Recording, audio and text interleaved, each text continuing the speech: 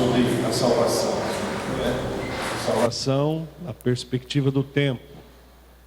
É importante estudarmos isso, porque nós vamos entender como se dá e que de forma opera a salvação na vida do cristão, né?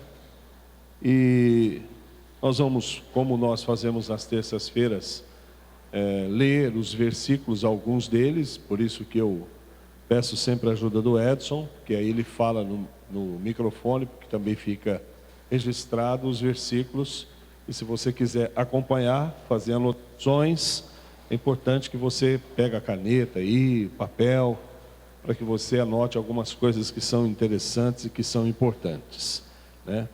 Nós, por exemplo, ao iniciarmos falando sobre a salvação, a gente, em primeiro lugar, precisamos destacar a quem pertence a salvação. A salvação é obra de quem, né? Ela é uma obra de Deus, ela é uma obra do homem, ou ela é uma obra que se opera de uma forma conjunta entre os dois, né? Então, eu não quero falar sobre isso, sobre as diferenças das escolas que existem, porque nós estamos aqui para falarmos sobre isso. Isso também não é hoje o interesse nosso, né? Mas o que nós precisamos entender e que a Bíblia deixa claro é que a salvação é obra de Deus e não do homem. Não há participação alguma do homem na obra da salvação. Para isso eu quero que você leia Jonas capítulo 2, verso 9, a parte B do verso 9, tá? Jonas capítulo 2, e até esse é o tema do livro de Jonas, né? Jonas capítulo 2, verso 9, a parte B. Se tiver aberto aí, Edson, pode ler. 2:9, a parte B, a parte final.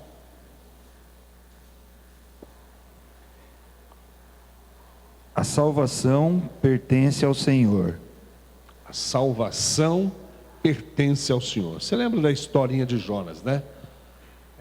Todo mundo sabe, aprendeu na escolinha dominical, né?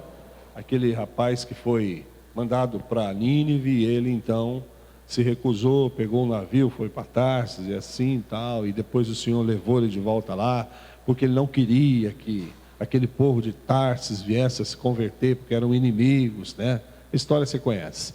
Mas o Senhor disse: a salvação pertence a mim. Pela boca de Jonas você ouve ele dizer: a salvação pertence ao Senhor. Então é algo de Deus. Se nós formos no Novo Testamento, a gente percebe, ao estudar aquela passagem do jovem rico, que está lá em Lucas, no capítulo 18, nós vemos que aquele moço, que tinha muitas qualidades, depois então que ele é confrontado com o Senhor Jesus sobre aquilo que dominava o coração dele, aquilo que era primazia na vida dele, então ele vai embora, o Senhor fica triste porque amou aquele jovem, e aí diante daquilo os discípulos fazem uma constatação, né? Se você, por exemplo, vê o que eles disseram no verso 26 do capítulo 18 e o verso 27, pode ler, Edson, 26 e o 27 de Lucas 18. Então os que ouviram isso perguntaram: quem então pode ser salvo? Quem então pode ser salvo? Porque aquele rapaz disse assim: olha, eu faço tudo isso, eu não roubo, eu não adultero, e diante de tudo isso o Senhor disse: ó, falta uma coisa para você. E ele então se rende ali àquela confrontação, não aceita, vai embora, né, entristecido. E os discípulos falam então diante disso, quem é que pode ser salvo? Aí Jesus responde o verso 27 do capítulo 18. Ele lhes respondeu: as coisas impossíveis aos homens são possíveis para Deus. Amém? Eu acho que ficou claro, né? Os impossíveis para os homens são possíveis para Deus. O que é impossível para o homem? Aqui no texto. Do que nós estamos falando? Então, o que é impossível no texto para os homens? Salvarem-se. É impossível um homem se salvar. É impossível uma alma, por si só, alcançar a redenção, ela se remir, é impossível. Então os discípulos disseram, então diante disso quem é que pode se salvar? E Jesus então diz, olha, os impossíveis para os homens são possíveis para Deus, entendeu? Então salvação é possível, porque ao Senhor pertence a salvação, Ele é o detentor da salvação. Então a salvação na Bíblia, nós entendemos que ela foi planejada na eternidade, é uma coisa que Deus planejou, antes dos tempos, Deus planejou, né? E ela foi executada na história, então foi planejado, executada na história que nós estamos vivendo, né? Porque Cristo morreu na história, e a história ainda está aí acontecendo, né? E ela será consumada na segunda vinda do Senhor Jesus, na qual esses dias até nós pregamos sobre isso, né? Onde fechará a porta da oportunidade, a porta se fechará para sempre, então não haverá mais chance, não haverá mais oportunidade, né? Então ela foi, na verdade, planejada na eternidade, executada na história com a morte do Senhor Jesus, e ela será então consumada na segunda vinda do nosso Senhor Jesus. Quanto ao passado, né, a Bíblia diz que nós já fomos salvos, porque quando se trata de salvação, né, em termos passados, nós sabemos que nós já fomos salvos, né? Fomos salvos naquilo que Cristo realizou por nós. No presente, a Bíblia diz que nós estamos sendo salvos ainda, entendeu? E com relação ao futuro, a Bíblia diz que nós seremos salvos. Então ela acontece desses três modos. Nós fomos no passado salvos, estamos sendo salvos no presente e seremos salvos no futuro. Mas salvos do que, pastor? A salvação salva o homem do quê? Né? Dos seus pecados, dos seus delitos, né? Da sua escravidão. É um monte de coisa. Salvação engloba um monte de coisa. Então hoje nós vamos falar mais propriamente do pecado. Por exemplo, no passado nós fomos salvos da condenação. Isso é justificação. Daqui a pouco nós vamos entrar dentro da justificação para você entender rapidamente o que é justificação. Então no passado o Senhor me salvou da condenação do pecado. No presente nós estamos sendo salvos do poder do pecado, certo? E no futuro nós seremos salvos da presença do pecado, porque mesmo nós estando em Cristo, nós temos duas naturezas. Lembra daquilo que Paulo disse: o bem que eu quero fazer, isso eu não faço, mas o mal que eu não quero eu acabo fazendo.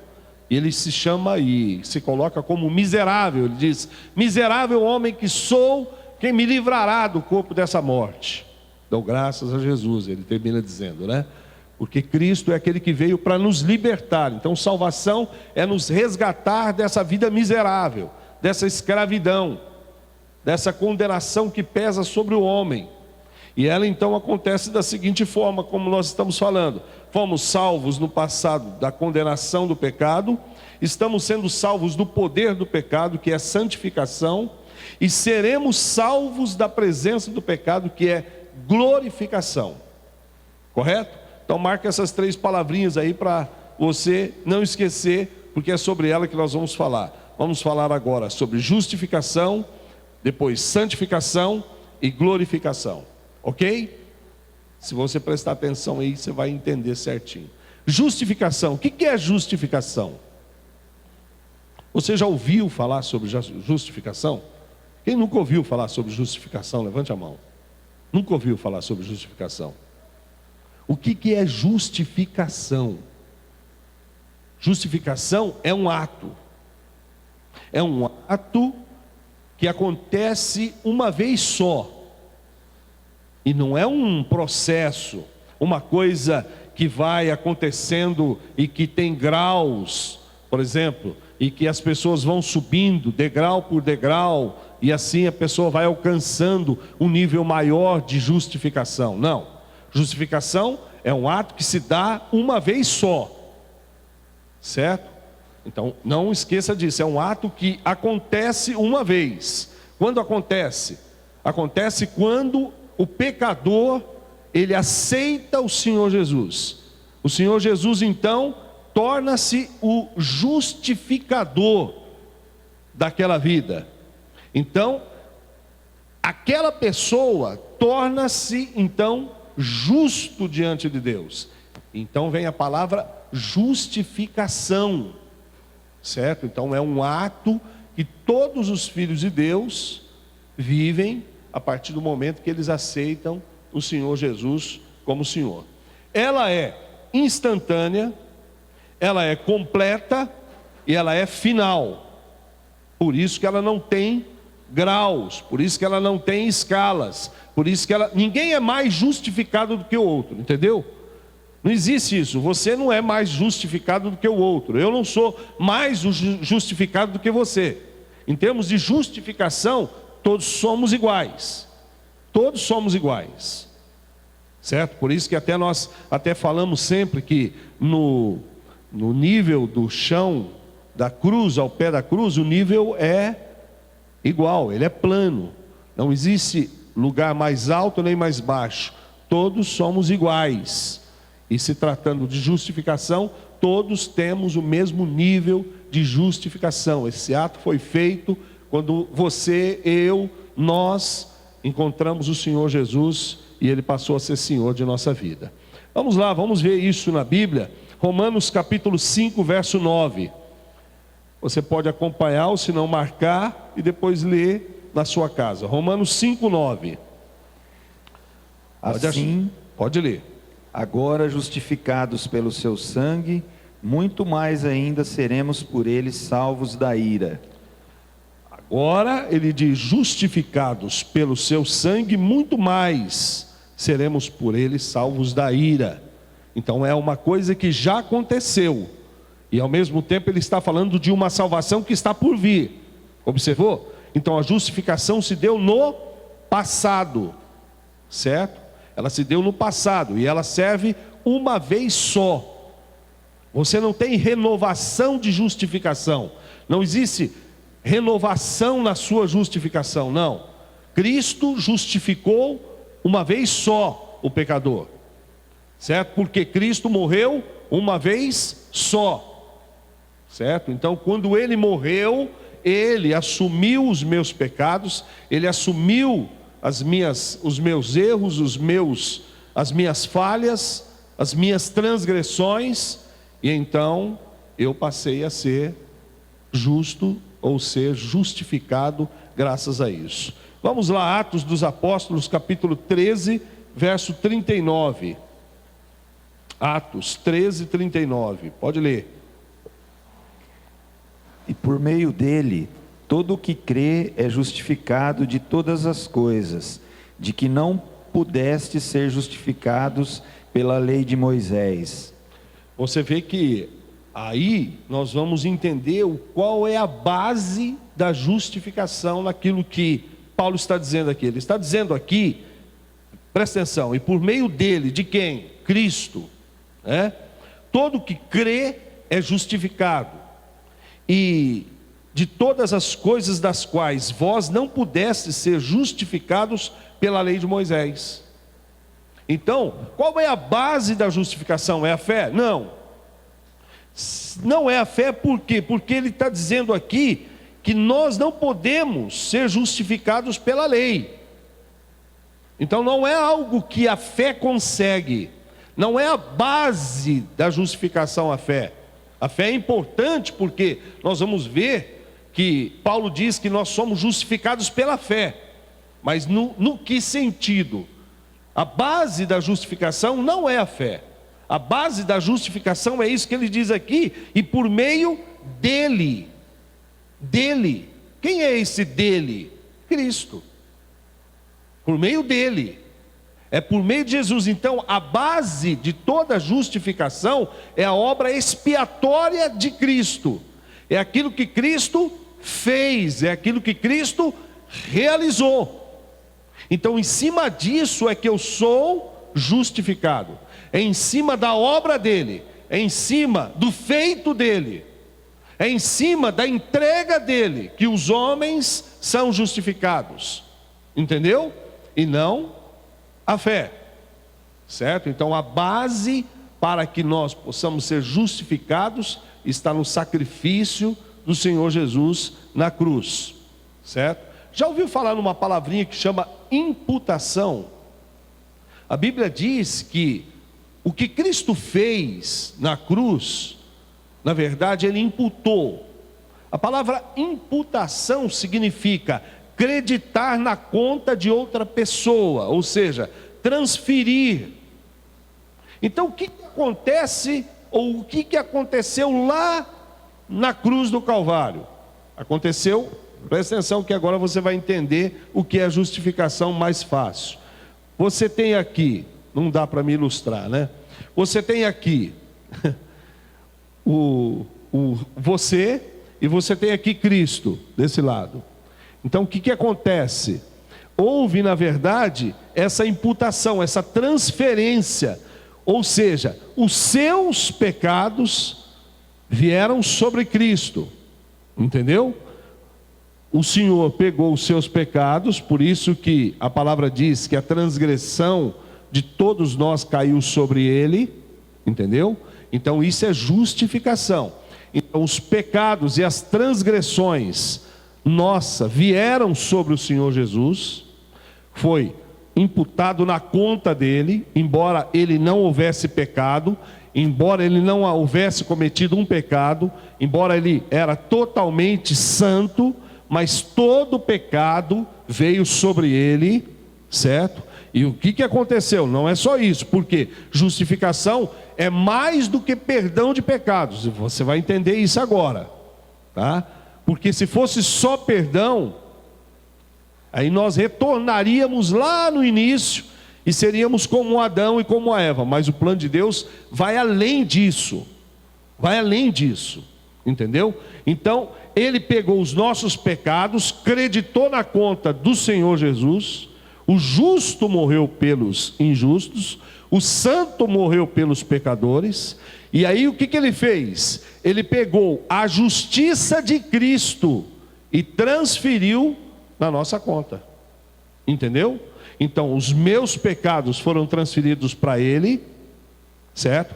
E a justiça dele foi transferida para a minha conta, entendeu? Porque veja bem, por que você acha que Cristo veio, viveu uma vida santa, piedosa? A Bíblia diz que ele cumpriu toda a lei, cumpriu toda a justiça. Ele chegou em João Batista e disse, convém que eu seja batizado, para que em mim se cumpra toda a lei. O que você acha que ele estava dizendo ali? Porque se fosse só Cristo morrer e perdoar os pecados, ele viria num determinado ponto da história da humanidade, concorda comigo? Morreria naquele dia, salvaria todo mundo dos seus pecados e está tudo bem. Mas isso não é justificação, entendeu? O que é justificação? Justificação é isso daqui, é imputação, ou seja, é transferência de conta. Então, tudo aquilo que Jesus viveu, a vida piedosa, a santidade dele, a vida sem pecado, a vida justa, transferiu-se para nós. Então por isso nós hoje somos vistos aos olhos de Deus como pessoas justas, entendeu? Não por causa dos meus atos, não por causa daquilo que eu fiz, não por causa daquilo que eu faço, não, mas por causa daquilo que Cristo fez, por aquilo que Cristo viveu. Então a vida que Cristo teve serviu para ser creditado na minha conta, na sua conta, na conta de todo filho de Deus, entendeu? Então quando Deus nos olha hoje, Ele vê em nós Jesus, entendeu? Ele vê em nós Cristo, porque Cristo, por isso que Paulo disse, já não sou mais eu quem vivo, mas é Cristo que vive em mim. Então, embora hoje nós estamos ainda lutando, embora hoje nós ainda estamos em guerra com o pecado, mas nós, aos olhos do Pai, já somos justos. Entendeu? Já somos justos. Deus já declarou isso. Deus já decretou isso. Somos justos aos olhos do Pai. Ele já não nos vê, Ele já não nos olha como pessoas que estão longe ou que estão distantes. Por isso que Paulo disse que o muro que nos separava já não existe mais. Nós somos aproximados, mas por causa de Cristo, por causa da justiça dele, por causa daquilo que ele fez, por causa da morte dele e por causa da vida dele. Então, escreve para você não esquecer: justificação é mais do que perdão de pecados, é transferência, entendeu? É eu dar os meus pecados a Ele e receber dele a vida santa, piedosa, a santidade dele. Por isso que no capítulo 17, que é um capítulo que poucos leem, mas a igreja deveria ler aquilo, estudar aquilo e conhecer aquilo, é o capítulo 17 de João. Porque ali Jesus diz: em favor deles é que eu me santifico. Entendeu? Ou seja, a santificação de Cristo, que nós vamos daqui a pouco falar, serviu não só para ele, mas serviu para nós também. Então a vida piedosa dele, a vida justa dele, não serviu só para ele, serviu para nós também, porque isso foi transferido para nós. Então nós recebemos a justiça de Cristo em nós, a vida sem pecado. Entenderam? Está entendendo? Vamos ver no final. Vamos ver Romanos capítulo 4, versos 6 até o 8. Romanos 4, versos 6 até o verso 8. Vamos entender um pouco mais.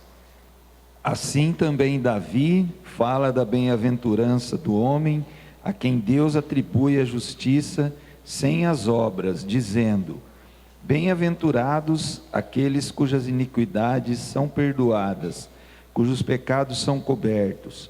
Bem-aventurado o homem a quem o Senhor nunca atribuirá o pecado. Amém. Isso é justificação. O que é justificação? É o homem a quem o Senhor não imputará o pecado. É o homem cujas transgressões são cobertas. Então o que aconteceu? Cristo cobriu, certo? Caiu sobre ele, e ele então passou para nós a sua justiça. Romanos 5,18. Pode ler.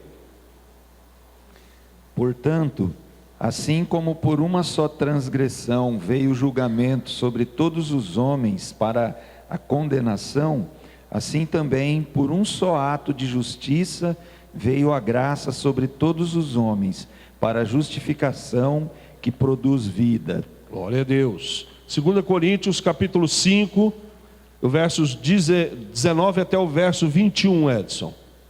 2 Coríntios 5, do versos 19 ao 21, que fala sobre o mistério da reconciliação. Pode ler a partir do verso 18, viu? Até o 21, pode ler. Mas todas essas coisas procedem de Deus, que nos reconciliou consigo mesmo por meio de Cristo, e nos confiou o ministério da reconciliação. Pois Deus estava em Cristo reconciliando consigo mesmo o mundo, não levando em conta as transgressões dos homens, e nos encarregou da mensagem da reconciliação. Portanto, somos embaixadores de Cristo, como se Deus vos exortasse por nosso intermédio. Assim, suplicamo-vos por Cristo, que vos reconcilieis com Deus. Daquele que não tinha pecado, Deus fez um sacrifício pelo pecado em nosso favor, para que nele fôssemos feitos justiça de Deus. Observou esse verso 21? Obrigado, Edson. O verso 21 diz assim: aquele que não conheceu pecado, tudo aquilo que nós falamos aqui, ele o fez pecado por nós, para que nele fôssemos feitos justiça de Deus. Isso é imputação, transferência, certo?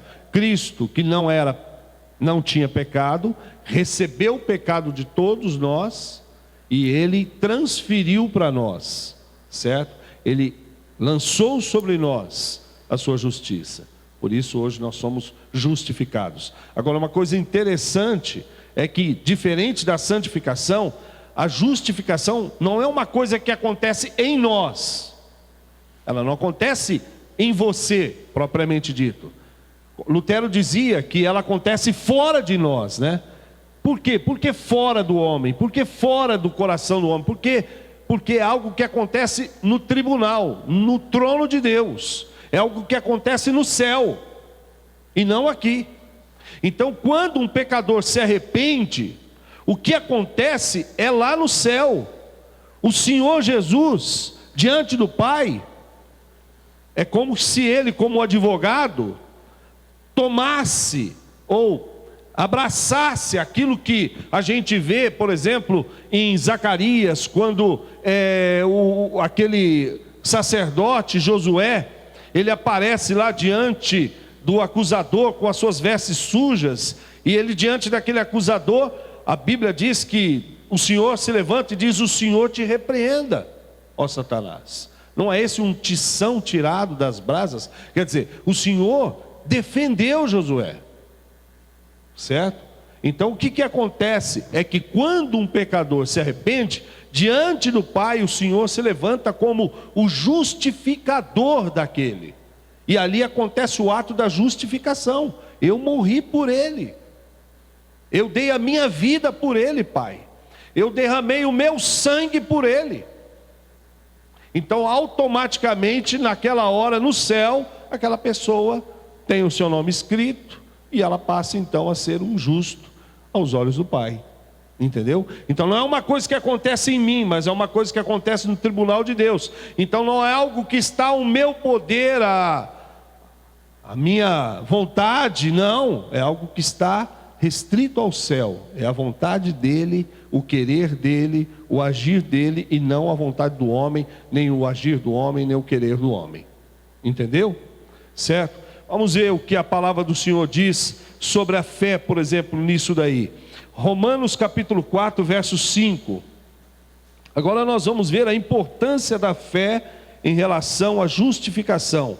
Em Romanos 4, 5, você vai ver que aí fala que a fé é apenas o instrumento, certo? Da justificação. Pode ler.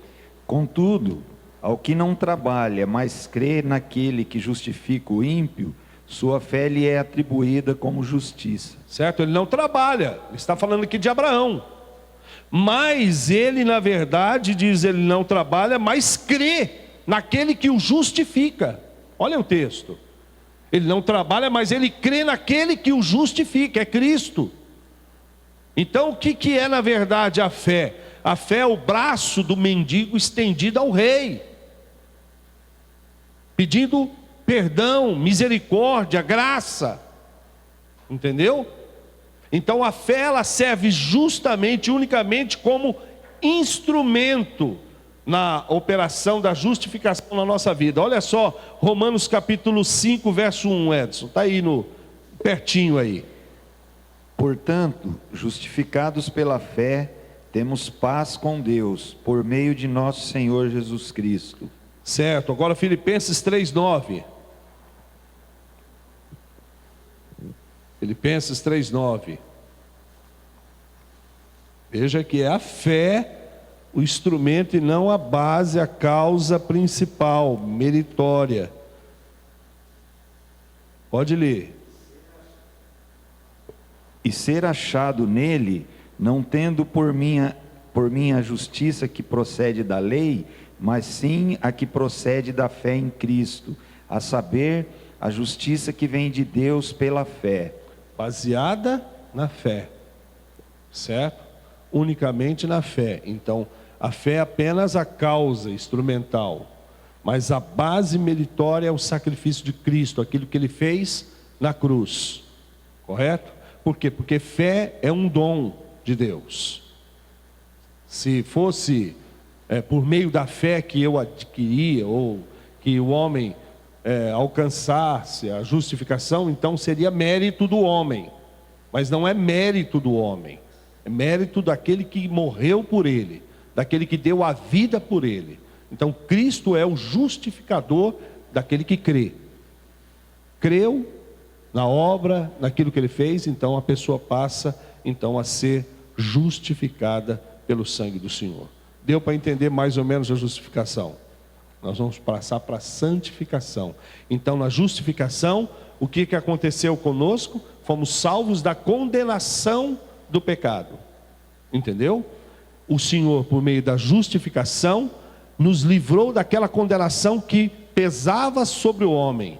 O homem errou, o homem se rendeu ao pecado, e a Bíblia diz que todos pecaram, estavam destituídos da glória de Deus, estavam mortos nos seus delitos, nos seus pecados.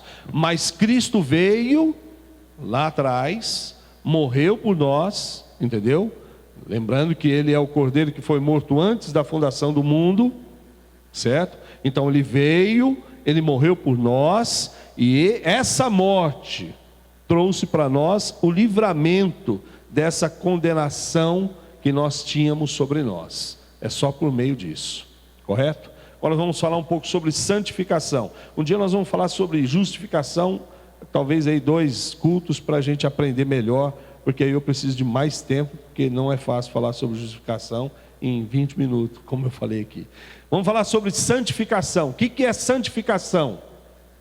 Nós vamos falar sobre 2 formas de santificação, a forma passiva e a forma ativa. O passivo e o ativo, os 2 lados que ela tem e que ela opera no homem. Mas para nós entendermos aí, quem que você acha que é responsável pela santificação? Deus ou o homem? É Deus que tem que operar em mim a santificação? Ou é o homem? Ou são os 2? Vamos entender então um pouco. Então, para que serve a santificação em relação à salvação? A santificação serve para me dar, na verdade, poder, certo? Livramento do poder do pecado que opera sobre a minha vida hoje. Porque o pecado é um poder que tem operado na vida dos homens. Então, o que faz com que eu não peque? É a santificação. É a santidade do Senhor em mim. Entendeu? Então a santificação ela é importante na salvação. Por quê? Porque ela tira de mim o poder de pecar. Eu não sou obrigado a pecar. Ninguém é obrigado a pecar. Não existe isso, olha, eu fui obrigado a pecar. Não, o diabo não obriga ninguém a pecar. As pessoas pecam porque quer. As pessoas pecam porque gostam. Ninguém pode acusar e dizer, foi o diabo que me... Não existe isso. Nós somos livres. Aquele que foi justificado, volta lá dizendo da justificação, ele foi na verdade absolvido, certo? Você foi levado a um tribunal, o Senhor absolveu você, então sobre você não há mais condenação. Por isso que Paulo diz que aquele que está em Cristo não há mais condenação. Então você foi absolvido, e então você ganhou liberdade. E essa liberdade, meu irmão, só tem aquele que alcançou a justificação no Senhor. E a partir daquele momento em que eu sou livre, então não tem mais o pecado domínio sobre mim. O pecado não tem domínio sobre o crente, certo? Aí começa então a operação da santificação na minha vida, tá certo? Então vamos falar sobre aquilo que é a santificação. Primeiro, nós vamos falar do modo passivo da santificação. A santificação, em primeiro lugar, é um processo da graça de Deus, certo? É Deus que me torna santo. É Deus que faz em mim e que opera em mim a santidade. Isso é claro. Isso é claro porque a palavra de Deus fala sobre isso. Filipenses 1,6. O que diz lá Filipenses 1,6? Que aquele que começou a boa obra, ele começou a boa obra em mim, e a Bíblia diz que ele vai terminar aquela obra que ele começou em mim. Qual é essa obra? A obra da salvação, certo? E a salvação, nós estamos falando que ela abrange essas três coisas: justificação, santificação e glorificação. Pode ler, Edson. Filipenses 1:6. Estou bem certo disso. Aquele que começou a boa obra em vós, irá aperfeiçoá-la até o dia de Cristo Jesus. Amém. Ele vai aperfeiçoar. Então, eu não sou santificado pelo que eu realizo. Não, nada disso. Não, não é isso que me santifica. A santificação é uma obra de Deus. Porque Paulo está dizendo que ele começou e ele vai aperfeiçoar. Ele começou e ele vai aperfeiçoar a sua obra em mim. Mais alguma dúvida? 1 Tessalonicenses 5:23. Leia lá, Edson. 5:23. E o próprio Deus de paz vos santifique completamente, e o vosso espírito, alma e corpo sejam mantidos plenamente irrepreensíveis para a vinda de nosso Senhor Jesus Cristo. Obrigado. O que ele diz aí? Quem é que santifica o crente? Está claro ou não está claro? Ele diz: o mesmo Deus de paz vos santifique em tudo, em todo o vosso espírito, alma e corpo. Ou seja, o Deus da paz é que me santifica, ele está dizendo. Então a santificação é uma obra de Deus, é uma obra do Senhor Jesus, é uma obra do Espírito Santo. Se nós formos estudar aqui detalhadamente, também nós não temos tempo, nós vamos ver que a Trindade, ela opera a santificação em conjunto na vida do cristão. A Trindade está envolvida, o Pai está envolvido, o Filho está envolvido, o Espírito está envolvido. Então santificação é uma graça, é um dom de Deus, é uma obra de Deus na vida do cristão. Porque eu por mim mesmo não posso me santificar, eu sozinho não posso me santificar, você sozinha não pode se santificar. Nós não podemos nos santificar sozinhos, entendeu? E diferente da justificação, a santificação, ela é um processo. Justificação é um ato, santificação é um processo. Justificação é um ato que não tem graus, santificação é um processo que tem graus. Por isso que existem pessoas mais santas que as outras, por isso que existem pessoas mais santificadas que as outras, entendeu? Você não olha um irmão e você vê o irmão tem uma vida que ele demonstra, pelo menos demonstra, porque só Deus conhece o coração, mas você vê que aquele irmão, ele tem uma santificação, ele foge da aparência do mal, ele foge do pecado, ele está à frente dos outros, enquanto outros estão lá atrás, às vezes caindo, pecando, aquele irmão já está lá na frente. Por quê? Porque na santificação há graus de santidade, você vai subindo, eu vou me tornando santo. Lembra aquilo que Provérbios diz?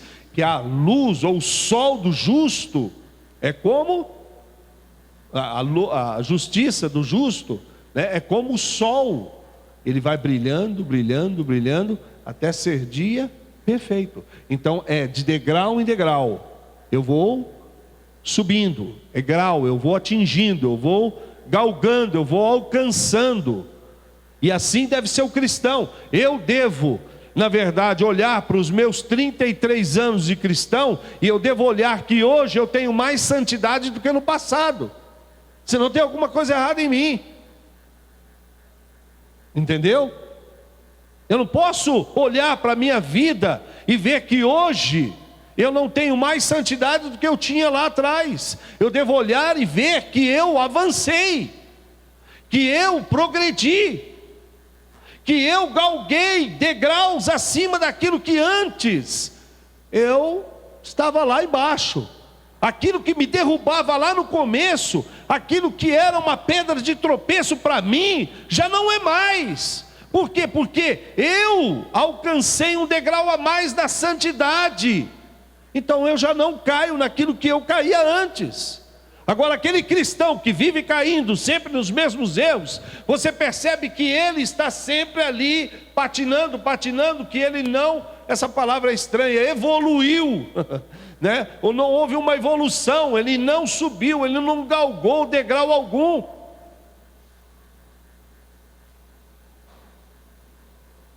Isso é perigoso. É perigoso quando eu não cresço. É perigoso quando eu não avanço. É perigoso quando eu não saio daquilo que há 30 anos eu era. O meu nível de santidade não cresce. O meu nível de conhecimento não cresce. O meu nível de espiritualidade ainda é o mesmo. É perigoso. Isso não é normal. É como se uma criança, ela alcançasse 30 anos, mas continuasse do mesmo jeito, com a mesma estrutura, com a mesma mente, com os mesmos sentimentos. Não é normal. Por isso que Paulo dizia que a igreja de Corinto estava cheia de meninos na fé, porque eles não alcançavam maturidade. Então, a santificação é um processo na qual nós vamos alcançando degrau por degrau, e vamos subindo, e vamos alcançar, a Bíblia diz, aí vai entrar daqui a pouco na glorificação, que é, seremos semelhantes como Ele é, tá certo? Então, a santificação, ela opera de uma forma posicional, que é instantânea, certo? Isso está em 1 Coríntios, capítulo 6, verso 11. 1 Coríntios 6, 11, fala que a santificação, ela é instantânea, e eu vou explicar no que ela é instantânea. Pode ler, Edson.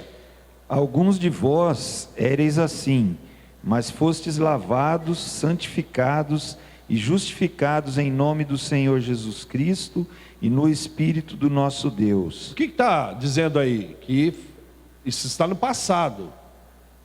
Mas ele diz assim, mas alguns de vocês, né, foram assim como adúlteros, impuros, idólatras, efeminados, sodomitas, ladrões, avarentos, bêbados, maldizentes. Tem esse monte de gente que ele está falando aqui, ó, roubadores. Ele diz, tais fostes alguns de vós, mas vós vos lavastes. No passado. Ele diz, fostes santificados. Então, essa santificação que Paulo está dizendo é em termos de posicionamento, certo? Posicionamento. É posicional, ou seja, a minha posição, aí vem a justificação aí. A minha posição já hoje não é aquela que eu tinha no passado, certo? Quando o Senhor encontra comigo, a Bíblia diz que Ele me lava, Ele me torna limpo, Ele me santifica mesmo, certo? Então, aquilo que eu era, eu já não sou mais. Paulo disse, você já não será mais o mesmo, você vai deixar essas coisas, você vai se tornar um novo homem. Aquele que está em Cristo é uma nova criatura, entendeu? Então nós passamos a ser uma nova criatura, diferente. Então é nesse sentido que Paulo está dizendo, no sentido de posicionamento, que nós estávamos lá e estamos agora em Cristo, e esse posicionamento me torna santificado em Cristo, no Senhor. Agora existe algo que é a santificação experimental, que é aquela que nós vamos vivendo progressivamente, que é aquilo que eu estou dizendo. É uma coisa que se dá dia a dia no meu andar com Cristo. Vamos ver lá, Romanos 6, versos 19 ao 20. Romanos 6, 19 ao 20. 22, não 20, Edson. 6, 19 até o 22. Falo como ser humano, por causa da fraqueza da vossa carne. Pois assim como apresentastes os vossos membros do vosso corpo como escravos da impureza e do mal, cada vez maior, assim também apresentai agora os membros do vosso corpo como escravos da justiça para a santificação. Porque quando eres escravos do pecado, estáveis livres em relação à justiça. E que fruto colhestes das coisas que agora vos envergonhais? Pois o fim delas é a morte. Mas agora libertos do pecado, e tendo sido feitos escravos de Deus, tende o vosso fruto para a santificação, e por fim a vida eterna. Amém. Então o que ele diz aqui? Agora libertos do pecado, certo? Transformados em servos de Deus, tende o vosso fruto para a santificação e por fim a vida eterna, certo? Então essa é a santificação progressiva, experimental. Eu vou experimentando ela no meu dia a dia, eu vou me limpando, eu vou tirando aquelas coisas que Hebreus diz, né? Aqueles pecados que estão ao meu redor, aquilo que me prende. Então eu vou me desprendendo daquilo e eu vou seguindo em frente, eu vou caminhando dia a dia, eu vou me aperfeiçoando dia a dia, eu vou me santificando cada dia mais e cada vez mais. Eu vou dar alguns textos, você marca e depois você pode ler na sua casa, porque o tempo aqui já está meio estourado. Então tem aí 2 Coríntios capítulo 7, verso 1, e tem 1 Tessalonicenses 4, versos 3 ao 7, e 2 Coríntios 3, 18, tá? Vamos só ler mais um verso sobre isso, que é Hebreus 10, 14, que é importante esse versículo, que fala dessa santificação progressiva, dessa santificação experimental que nós vivemos. 10, 14, Edson.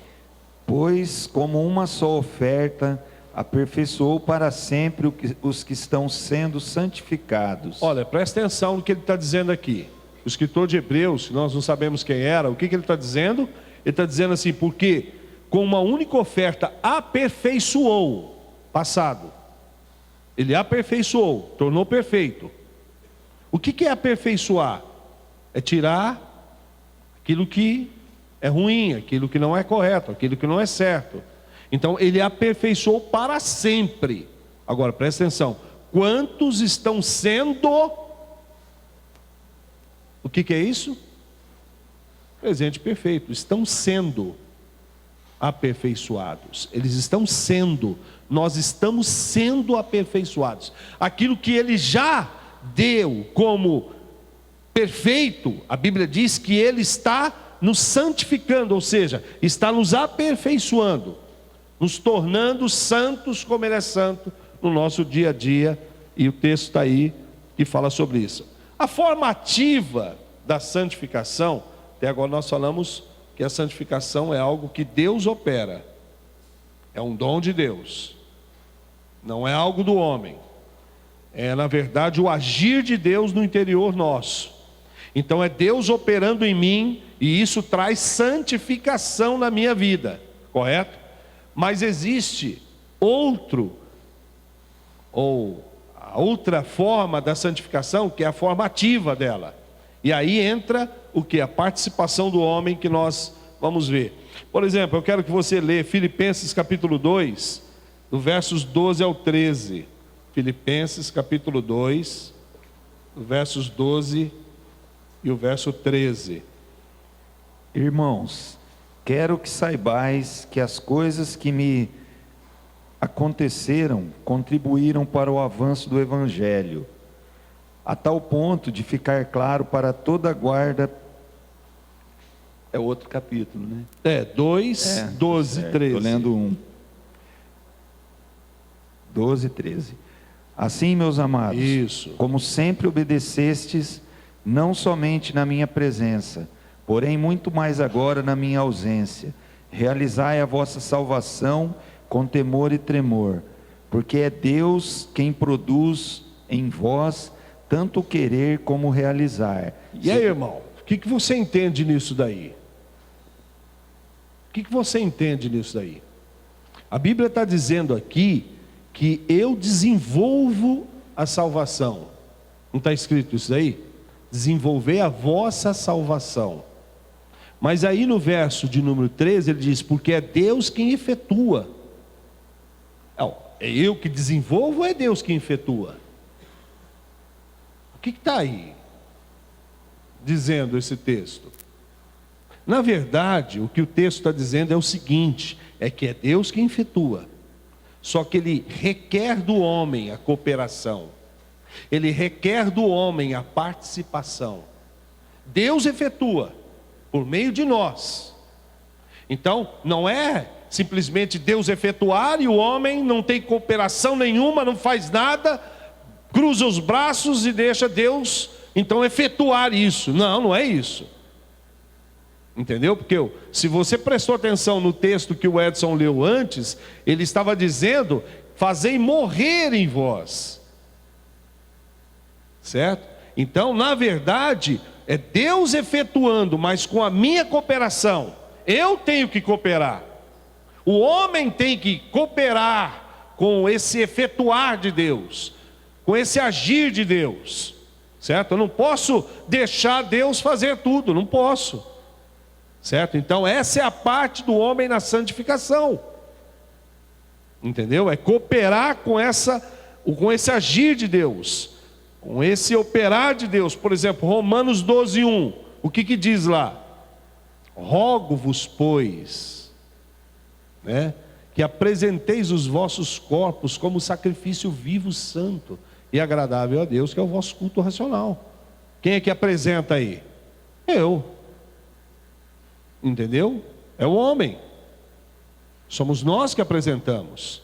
Certo? E existem outros textos que vai falar sobre isso. Por exemplo, vamos ver 1 Tessalonicenses 4:3. 1 Tessalonicenses 4:3, Paulo fala muito claro que o homem tem a cooperação dele na santificação. Veja só, pode ler, Edson.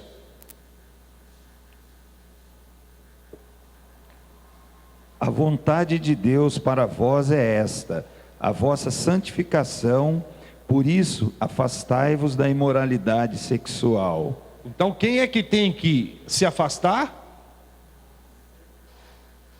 Deus. Agora,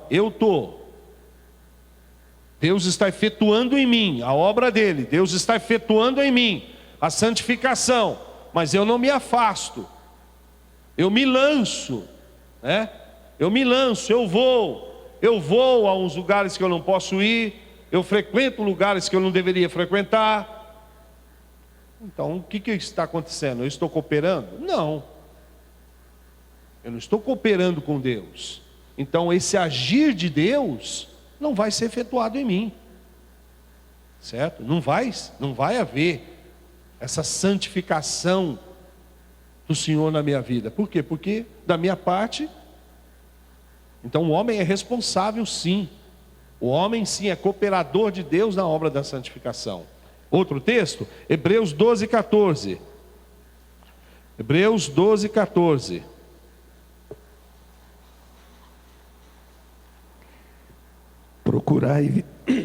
Procurai viver em paz com todos e em santificação, sem a qual ninguém verá o Senhor. Então o que ele está dizendo? Procurai. Eu tenho que seguir, eu tenho que procurar. O que Paulo disse em Gálatas capítulo 5? Que nós devemos fugir das obras da carne. Eu devo fugir das obras da carne. Eu devo fugir da aparência, do mal. Eu devo fugir da avareza. Eu devo fugir da prostituição. Eu devo fugir do adultério. Eu devo fugir. Deus estava operando em José no Egito. Mas quem é que pegou a roupa e saiu correndo quando a mulher de Potifar, a Potífera lá, deu em cima dele? Quem é que saiu correndo? José. Olha, ele vai ficar lá dando sopa? Ele vai ficar lá dando uma de fortão, esperando que Deus efetue nele a santificação? Não. O que José fez? Saiu correndo. Eu tenho que fazer isso. Olha que Paulo fala em Colossenses. Às vezes, irmãos, eu fico vendo as pessoas põem culpa no diabo em tudo. Foi o diabo fez eu adulterar, o diabo está fazendo eu me prostituir, tem que expulsar esse espírito de prostituição. Isso não existe, irmão. Isso é coisa de cabeça de gente que não tem o que pensar. Isso não existe.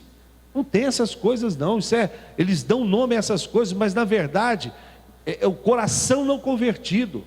É pessoas com caráter fraco. Aí os demônios se aproveitam disso. Mas olha o que Paulo está dizendo aqui, Colossenses 3, verso 5. Leia, Edson, até o verso de número 11. Vê se ele vai falar do diabo aí. Vai ver se ele vai falar de um espírito. Vê se ele vai dizer que eu tenho que expulsar o demônio que me faz roubar. Vê aí, pode ler. Portanto, eliminai vossas inclinações carnais, prostituição, impureza, paixão, desejo mau e avareza, que é idolatria. É por causa dessas coisas que a ira de Deus sobrevém aos que desobedecem. Nelas também andastes no passado, quando ainda vivis nessas coisas. Mas agora, livrai-vos de tudo isso: raiva, ódio, maldade, difamação, palavras indecentes do falar.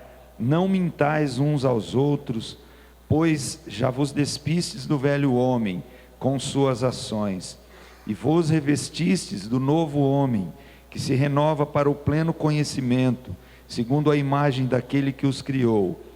Nesse caso, não há mais grego, nem judeu, nem circuncisão, nem incircuncisão, bárbaro, cita, escravo ou homem livre, mas sim Cristo, que é tudo em todos. Você viu aí algum demônio? Você viu aí Paulo falando que é culpa dos demônios, dos espíritos? Não. Ele está dizendo: faça morrer em vós a ira, faça morrer a prostituição. Você faz morrer. Eu faço. Eu tenho que matar a carne todo dia. Eu tenho que sufocar. Eu tenho que entender que o meu lugar é na cruz de Cristo. Eu estou crucificado. Então, se todos os dias eu olhar e me ver na cruz, acontece que muitas vezes eu desço da cruz. E quando eu desço da cruz, aí eu cometo mentira, eu pinto o diabo. Aí a coisa pega, entendeu? Aí o negócio pega. Então, lembre-se que você está crucificado, que você tem uma nova natureza em Cristo, que você não é obrigado a pecar, você foi livre, justificado, que Deus está operando em você a santificação, e que você tem que cooperar com esse agir de Deus, com essa atuação de Deus na sua vida. Você não deve cruzar os braços e ficar vendo, não, você deve lutar. Por isso que o escritor aos Hebreus diz: vocês ainda não lutaram até o sangue contra o pecado. Nós temos que lutar até o sangue contra o pecado. Muitas vezes temos de jejuar contra algum pecado, alguma área na nossa vida que nós não conseguimos ver Cristo engrandecido, Cristo sendo Senhor. O que fazemos? Cruzamos os braços, colocamos culpa em tudo. Ao invés disso, deveríamos jejuar, deveríamos chorar aos pés do Senhor, deveríamos ali clamar ao Senhor para que Ele nos dê forças, para que a gente possa resistir, para que Ele seja glorificado. Mas nós não fazemos isso. Não fazemos.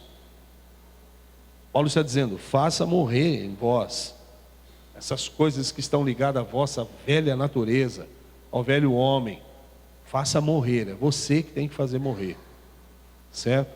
Vamos pular isso para a gente poder falar da glorificação, que é a última parte. Então, justificação: Deus na verdade me livrou da condenação. Santificação: Deus está na verdade me livrando do poder do pecado na minha vida hoje. E agora glorificação, que é a última parte, algo que vai acontecer no dia da volta de Cristo, onde então, aquilo que Cristo diz: erguei as vossas cabeças, porque a vossa redenção está próxima, certo? Então, final de tudo. Então, o que é glorificação? É, na verdade, o ponto final, o passo final, é o estado permanente em que nós vamos receber um novo corpo, nós seremos como Cristo, teremos a imagem dele refletida em nós. Isso é literal, né? Seremos como Ele, santos como Ele é, não fisicamente, santos, teremos a natureza santa dele, certo? Vamos viver como Ele, certo? Seremos puros como Ele, isso sim, tá certo? Então vamos ver o que a palavra diz, Romanos capítulo 8, versos 23 e 24. Aí vai falar que Cristo nos redimiu por inteiro. Por que que a glorificação é algo que vai acontecer só no futuro? Por quê? Porque é algo que está ligado também ao nosso corpo, e nós teremos que morrer, ou seja, sermos transformados, os que estiverem vivos, para que a gente possa experimentar glorificação, porque carne e sangue não pode herdar o reino dos céus. Então vê aí, Romanos 8, versos 23 e 24, Edson.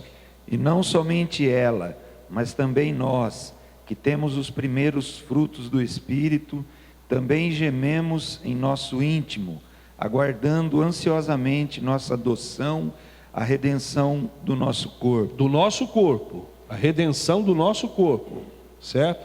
Porque o Senhor já fez a redenção da minha alma, né? Aqueles que são a favor da dicotomia da alma, que é o espírito, e aqueles que são tricotômicos da alma e do espírito e futuramente do corpo, que está dizendo aqui. Então pode continuar. Porque fomos salvos na esperança, mas a esperança que se vê não é esperança, pois como alguém espera o que está vendo? Então ele está falando aí da redenção do nosso corpo, que vai acontecer aquilo que Paulo disse lá em Coríntios capítulo 15, lá em Tessalonicenses capítulo 5, quando ele diz que a trombeta soará e o Senhor virá com os seus, certo? E aqueles que morreram em Cristo ressuscitarão. A redenção aí, a glorificação aí, a redenção do corpo acontecendo. Então Cristo vem, certo? Ele vem com os seus, aqueles que morreram, certo? Em um determinado ponto, assim nós cremos, ele vai parar, certo? E então o espírito, a alma desses que veio com ele, descem até a sepultura, pega a semelhança do corpo, são ressuscitados ali, então a redenção do corpo, e nós, os que estivermos vivos, seremos transformados no mesmo instante. Aí houve a glorificação, ou seja, o estado final. A salvação, ela só será completa aqui, nesse ponto. Enquanto isso, certo? Não ocorreu na sua totalidade.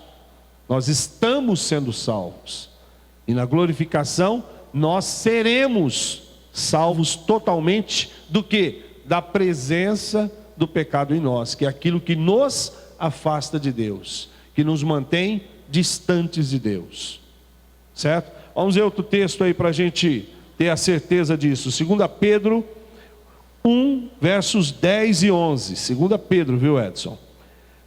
Capítulo 1, versos 10 e 11.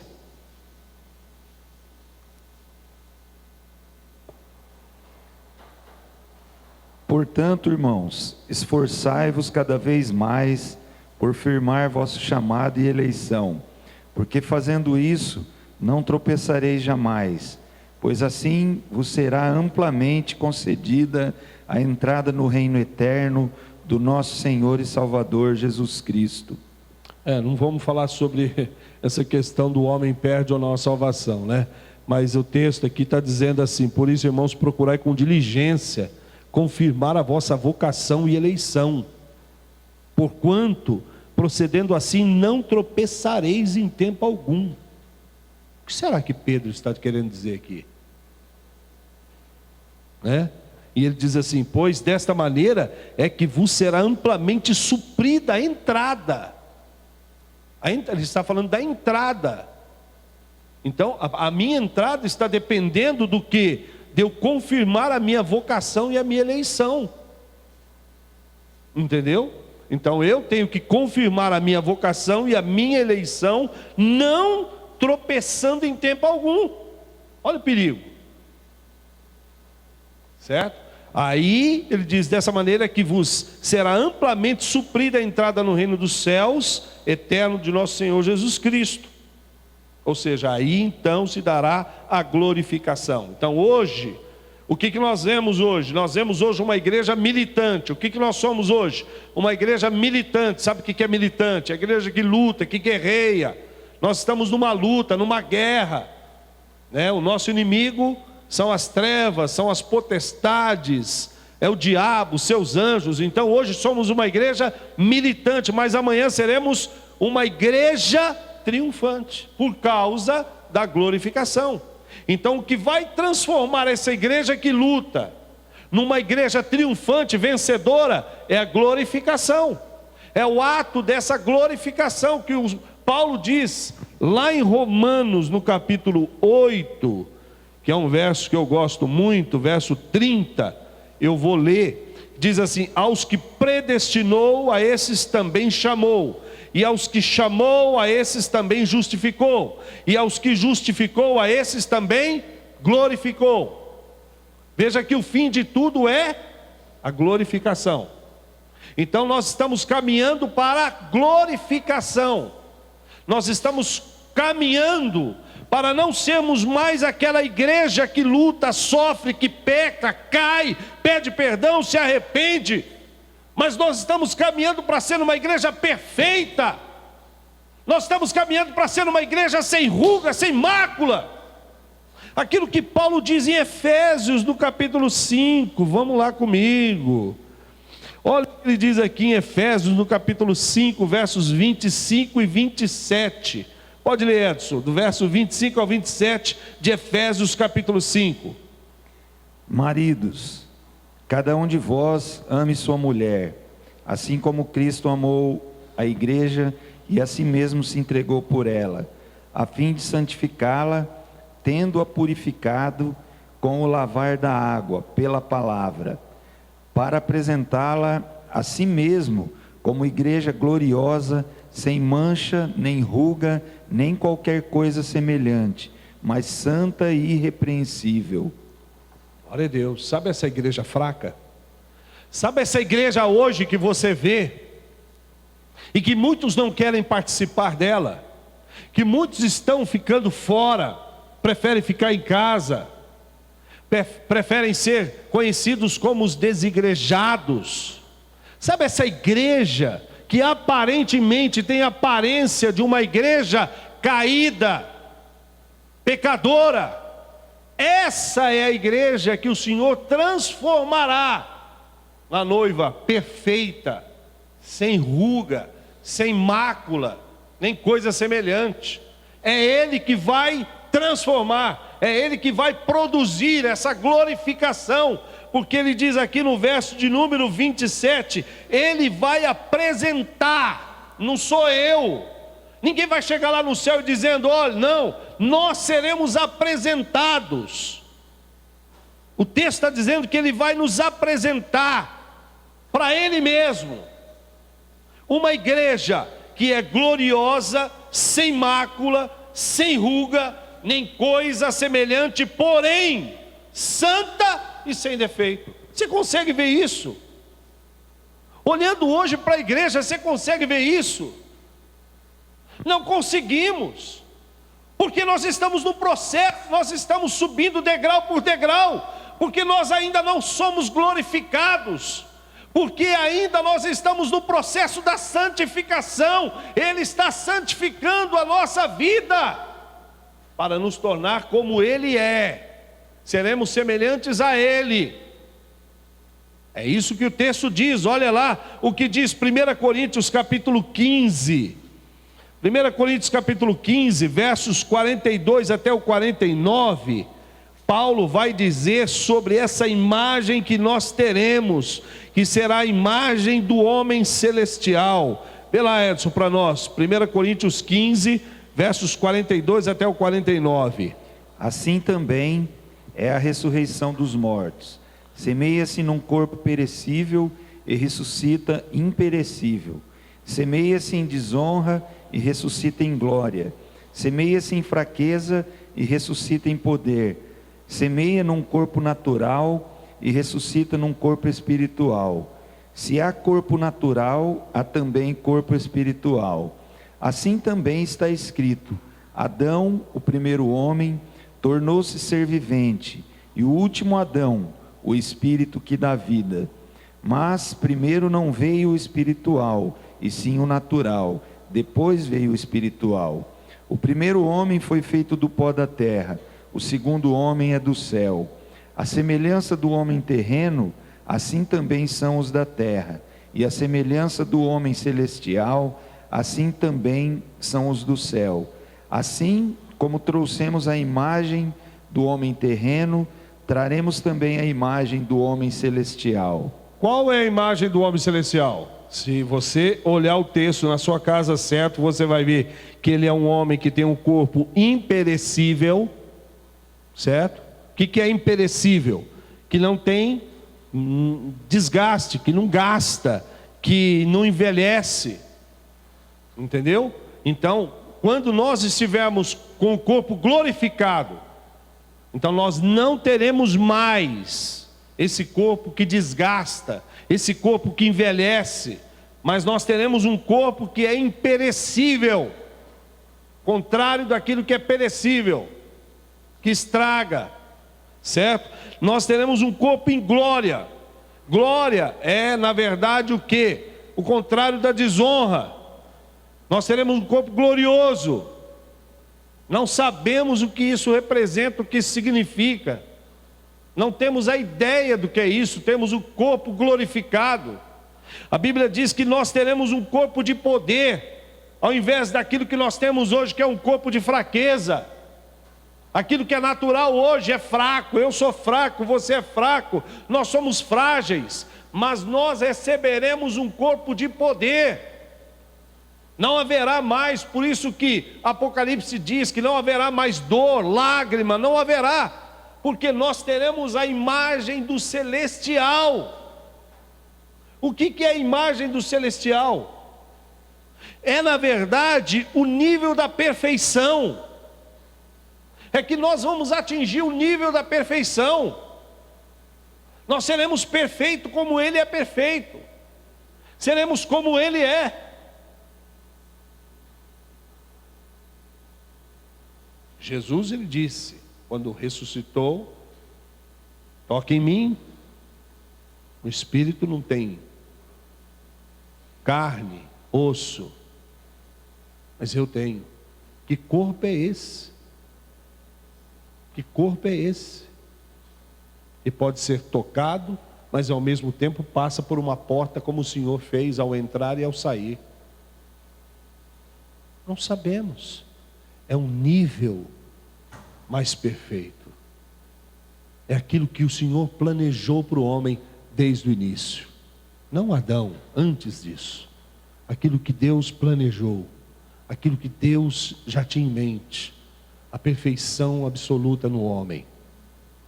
E assim como o texto diz, seremos como Ele. Perfeitos como Ele. Santos como Ele. Vamos trazer em nós a imagem dEle. Por isso Deus está trabalhando desde o começo, desde a eternidade. Não para formar clones, porque Deus não faz clones, mas para formar filhos semelhantes a Jesus. Para formar homens semelhantes a Jesus. Para formar mulheres semelhantes a Jesus. Nós seremos como Ele. Ele é o tipo, Ele é aquilo que nós vamos nos tornar. Às vezes nós ficamos pensando o que é Jesus, como Ele é. Esses dias eu li sobre uma descrição de Jesus que eu fiquei maravilhado. Ele disse, o escritor, abre sua Bíblia em 1 Coríntios 13 e veja Jesus ali. Tire a palavra amor e põe a palavra Jesus. E você terá a descrição mais perfeita de quem é Jesus. Ele diz, ainda que eu fale a língua dos homens, dos anjos, e não tiver Jesus, serei como bronze, que soa como símbolo que retine. Ainda que eu tenha o dom de profetizar e conheça todos os mistérios de toda a ciência, ainda que eu tenha tamanha fé a ponto de transportar montes, se não tiver Jesus, nada serei. e ainda que eu distribuísse todos os meus bens entre os pobres, e ainda que entregue o meu próprio corpo para ser queimado, se não tiver Jesus, nada disso me aproveitará. Jesus é paciente, é benigno, é amoroso, Ele não arde em ciúmes, não se ufana, não se ensoberbece. Jesus não se conduz inconveniente, não procura os seus interesses, não se exaspera, não se ressente do mal, não se alegra com a injustiça, mas regozija-se com a verdade. Regozija-se com a verdade. Jesus tudo sofre, tudo crê, tudo suporta, tudo espera. Jesus jamais acaba. Jamais. Ele é o dom perfeito de Deus. Ele é o dom inefável de Deus. Ele é aquilo que nós nos tornaremos. Ele é aquilo para o qual nós somos destinados. Você foi destinado a ser como Ele. Você não é um projeto que Deus, no meio do caminho, resolveu incluir você. Desde a fundação do mundo, Deus já tinha você nos seus planos, e Ele te salvou por isso, te chamou para isso. Eu tenho algo para te dizer: Ele não descansará enquanto não ver em você, em mim, em nós, a imagem do seu Filho. Ele fará com que a imagem de Jesus seja vista em nós. Ele tem feito isso. Embora hoje você não consiga, embora hoje você viva essa vida de cai, levanta, tropeça, como aquele hino antigo que nós cantávamos, quem é da velha guarda lembra, tropeça aqui ou cai acolá, né, Cristina?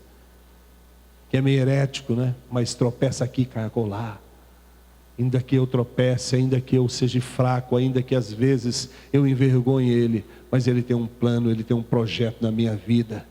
E não será os meus erros e as minhas falhas que deterão esse projeto, porque maior é aquele que está em mim. Porque aquele que começou a boa obra em mim é poderoso e Ele há de terminar. Eu confio nele, eu entreguei a minha vida a Ele. Ele é o meu justificador. Ele é o meu santificador. E Ele é aquele que vai glorificar a minha vida, o meu corpo diante dEle mesmo. Porque nós existimos para a glória dEle, do começo ao fim. Nascemos para a glória dEle, nos entregaremos e morreremos para a glória dEle. Como Paulo disse, quer vivamos, quer morramos, façamos tudo para a glória do Senhor. Amém?